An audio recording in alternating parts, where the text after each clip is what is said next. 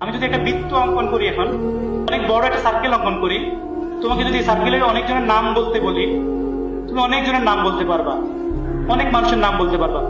বৃত্তটা যদি আরেকটু ছোট করি, আরো কম মানুষের নাম বলতে পারবা। প্রথমে বৃত্তটাতে যে যত মানুষের নাম বলছো, পরের বৃত্ততে এসে আরো কমে যাবে।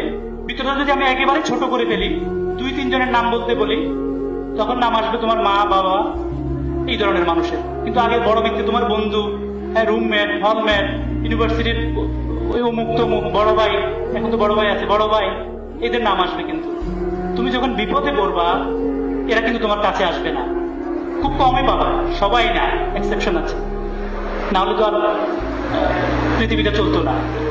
এক্সেপশন আছে, অনেককে পাবা, মা বাবা ছাড়া অনেক আছে, অনেক বন্ধু বান্ধব আছে, পাবা, ওই বৃত্তটার মধ্যে তাদের নাম চলে আসবে। রাত 1টা বাজে ফোন করছো, পাবা। মেডিকেলে গেছো 1টা বাজে, তাকে পাবা।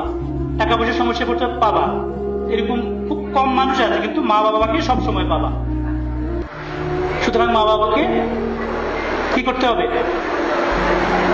তার যথাযথ সম্মান দিতে হবে, মা বাবার দোয়া নিতে হবে।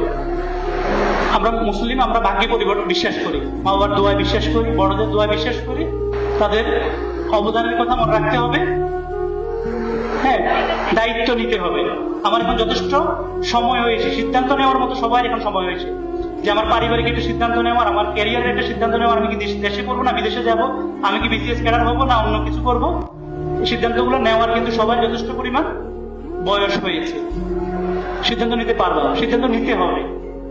সিদ্ধান্ত নেওয়ার ক্ষেত্রে একটু নিজেকে যাচাই করতে হবে, যে আমার মন কি চায়, আমি কি চাই, আমার শর্ট অ্যানালিসিস করতে হবে, আমার স্ট্রং পয়েন্ট কোনগুলো, যে আমি ম্যাথসে ভালো, আমি ইংলিশে ভালো, অথবা আমি আমার যে বিসিএস বলে আমার মনে হয় আমি এটা ভালো করতে পারবো, এই ধরনের তোমার এগুলো নিলে। আবার দুর্বলতাগুলো নিলে, যে আমি ইংলিশে খারাপ, আমি ম্যাথসে খারাপ, তাহলে আমাকে এগুলাকে ওভারকাম করতে হবে, কেটে উঠতে হবে। যে 2 বছর একটা লং টার্ম প্ল্যান করতে হচ্ছে, এগুলা প্রায়োরিটি দিতে হবে। যে বললাম প্রায়োরিটি দিতে হবে, এগুলাকে কেটে উঠতে পারবে। তাহলে অপরচুনিটি গুলাকে কাজে লাগাতে হবে।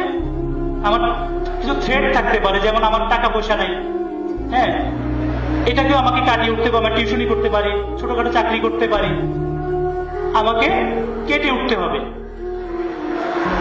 দিন শেষে আমরা সবাই সফল, কিন্তু যে যেখানে আছে প্রত্যেকেই সফল। ওই যে বলেছিলাম যে একজন স্টুডেন্ট 99 পেয়েও সে কিন্তু খুশি না, আবার একজন স্টুডেন্ট 50 পেয়েও খুশি। আমাকে খুশি থাকতে হবে, সবসময় স্যাটিসফ্যাকশন থাকতে হবে, কিন্তু আমাকে স্বপ্নটা দেখতে হবে অনেক বড়। সবসময় আবুল কালাম কি বলছিলেন, যে মানুষ তার স্বপ্নের সমান বড়। স্বপ্ন সেটা যেটা তাকে ঘুমাতে দেয় না, ঠিক আছে, দেখে দেখে স্বপ্ন না। আমার মধ্যে ওই যে আমার যেটা আমি ফিক্সড করেছি, ওটাকে বাস্তবায়নের জন্য আমাকে সবসময় লেগে থাকতে হবে, এগিয়ে যেতে হবে। আমার বিশ্বাস, যেহেতু আমি ব্যাকগ্রাউন্ডে বলেছি, যে যারা আমাদের এই পৃথিবীটাকে পরিবর্তন করে দিয়েছে, আজকে এই অবস্থায় এনে দিয়েছে। একটা সময় কিন্তু এই অবস্থা ছিল না, আজ থেকে 200 বছর 300 বছর আগেও কিন্তু এই অবস্থায় ছিল না। আমরা যতটা সহজ পাচ্ছি, হ্যাঁ, জেনারেশন গ্যাপ বলা হচ্ছে। আগে মানুষ কি করতো, চাকরি হাতে লিখতো, অথবা প্রিন্ট করে চিঠিটা জমা দিত। আমরা এখন অনলাইনে ঘরে বসে ক্লিক করে দিয়ে দিচ্ছি। এই যে ফ্যাসিলিটি গুলো, এই যে সুযোগ সুবিধাগুলো কিভাবে আসতো, যে শিল্প বিপ্লব বলছিলাম, অনেকের অবদানের কারণেই আজকে এ পর্যায়ে এসেছে। তো সুতরাং আমরা ওই দলের অনুসারী, আমাদের দ্বারা সম্ভব। আজকে আমি কি করছি, আমি কিভাবে চিন্তা করছি, কিভাবে কাজ করছি, এটি নির্ধারণ করে দিবে আগামী 10 বছর পরে আমি কোথায় যাব, আমাকে কোথায় নিয়ে যাবে। 5 বছর পরে আমার অবস্থান কি হবে, 10 বছর পরে আমার অবস্থান কি হবে, ঠিক এক্স্যাক্টলি এই জিনিসটা আজকে নির্ধারণ হয়ে যাবে। আজকে, কালকে, এই মুহূর্তে আমরা কি করছি, কিভাবে আগাচ্ছি, কি প্ল্যান করছি, কি চিন্তা করছি, এটির উপর নির্ভর করবে আমার আগামী 5 বছর 10 বছর।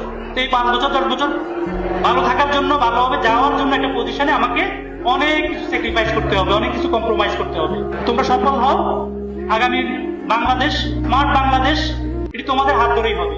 স্মার্ট বাংলাদেশ কিন্তু বাইরের দেশের মানুষ এসে করবে না, তোমাদের মাধ্যমেই হবে। তোমরাই এর কারিগর। তোমরা সফল হও, এই কামনা করি। আল্লাহ হাফেজ।